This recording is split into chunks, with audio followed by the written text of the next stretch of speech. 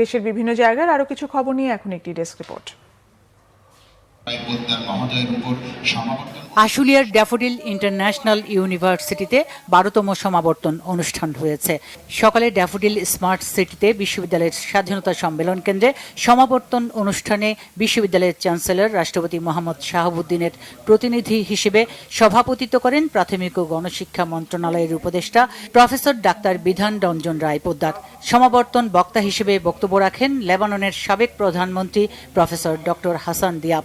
অনুষ্ঠানে প্রাথমিক ও গণশিক্ষা উপদেষ্টা কৃতি 12 গ্র্যাজুয়েটকে চ্যান্সেলর, চেয়ারম্যান ও উপাচার্য সহ বিভিন্ন ক্যাটাগরিতে স্বর্ণপদক তুলে দেন।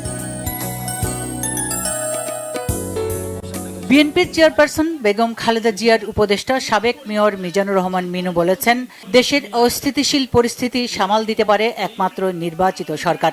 তাই আগামী ডিসেম্বরের আগেই সুষ্ঠু ও গ্রহণযোগ্য নির্বাচন দিয়ে নির্বাচিত সরকারের কাছে ক্ষমতা হস্তান্তরের দাবি জানান তিনি। রাজশাহীর সাধুর মোড়ে 27 নম্বর ওয়ার্ড বিএনপির আলোচনা সভা ও পুরস্কার বিতরণী অনুষ্ঠানে তিনি এসব কথা বলেন। বীর মুক্তিযোদ্ধা সর্দার সাখাওয়াত হোসেন বকুল বলেছেন, বিএনপিকে ক্ষমতার বাইরে রেখে দেশটাকে কারো হাতে তুলে দিতে পায়তারা করছে একটি মহল। বিএনপি প্রতিহিংসার রাজনীতি করে না বলেও তিনি মন্তব্য করেন।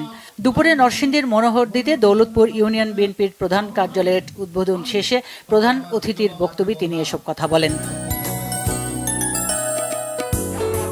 পাবনার সাঁথিয়ায় তারেক রহমানের রাষ্ট্র কাঠামো মেরামতের 31 দফা প্রস্তাবনা নিয়ে গণসাক্ষাৎ কর্মসূচি ও আলোচনা সভা হয়েছে।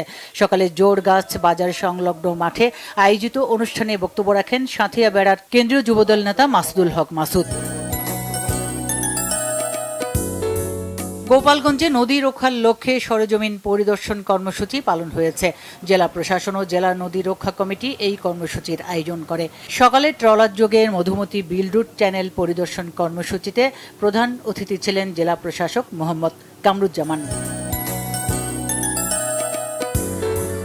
রাঙ্গামাটিতে দুপুরে কাউখালী উপজেলা পরিষদ অডিটোরিয়ামে বিএনপি কাউখালী উপজেলা শাখার বর্ধিত সভা হয়েছে।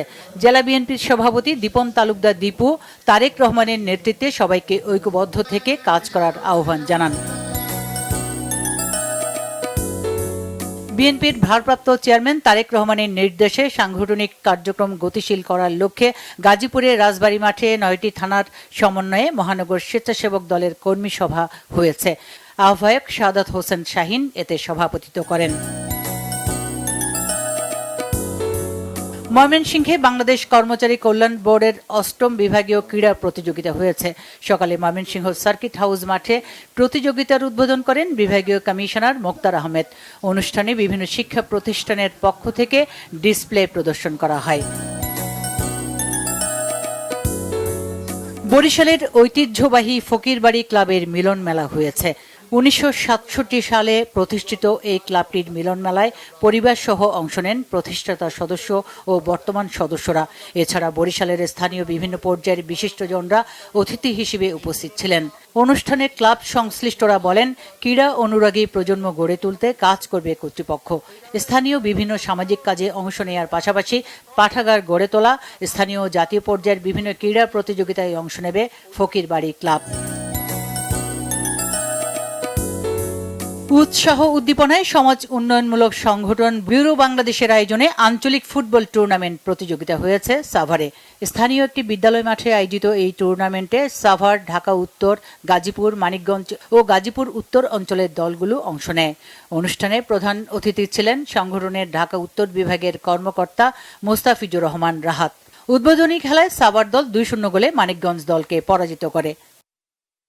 Bangla vision news desk.